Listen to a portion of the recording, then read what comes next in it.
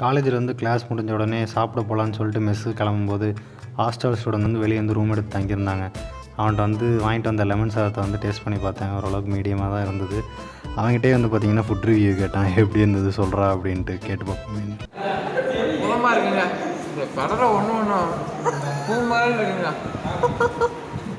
அவன் சொல்லும் போதே தெரிஞ்சிருச்சு அவ்வளோவா நல்லா இல்லை அப்படின்ட்டு. ஹாஸ்டலுக்கும் டே ஸ்காலருக்கும் என்ன வித்தியாசம் அப்படின்னு கேட்டிங்கன்னா, ஹாஸ்டலில் சாப்பாடு மீடியமாக இருக்கும். பட் ஆனால் வெளியே சுற்ற முடியாது. டே ஸ்காலரை பொறுத்த அளவுக்கு பார்த்திங்கன்னா வெளியே நல்லா சுற்றலாம். வேணால் நம்ம சமைச்சு சாப்பிட்டுக்கணும், இல்லைனாலும் சாப்பாடு கொஞ்சம் ஸ்மாராக தான் இருக்கும். அப்படியே நானும் ஃப்ரெண்டும் அப்படியே பார்த்திங்கன்னா ஹாஸ்டல் மெஸ்ஸுக்கு சாப்பிட கிளம்பியாச்சு. இதுக்கு மேலே அவன் சாப்பிடட்டும் அப்படின்ட்டு.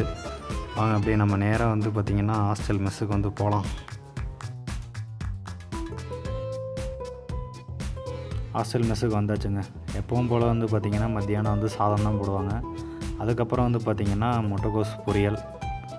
அதுக்கப்புறம் என்ன கொடுத்தாங்கன்னா அப்பளம் கொடுத்தாங்க. அப்புறம் புளிக்குழம்பு ஊற்றுனாங்க.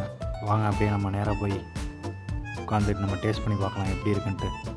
புளிக்குழம்பு, அப்பளம், முட்டைக்கோஸ் பொரியல். நமக்கு அப்பளம் இருந்ததுனால பார்த்திங்கன்னா ஓரளவுக்கு சாப்பிட்றலாம், ஒன்றும் தெரியாது அவ்வளோவா. சாதமும் பார்த்திங்கன்னா வெந்த மாரி தான் தெரியும். அடுத்து பார்த்திங்கன்னா ரசமும் மோரும் இருக்குங்க. அதை பார்த்திங்கன்னா நம்ம இன்றைக்கி ரசம் டேஸ்ட் பண்ணி பார்க்கலான்னு சாப்பிட்டேன். ரசத்தை ஊற்றினோடனே ரசம் தனியாக சாதம் தனியாக இருந்தது. ஏன்னா விதையாக இருந்தது, வெந்தும் வேகாத அரை வேக்காட்டில் வச்சுருந்தாங்க சாதம்.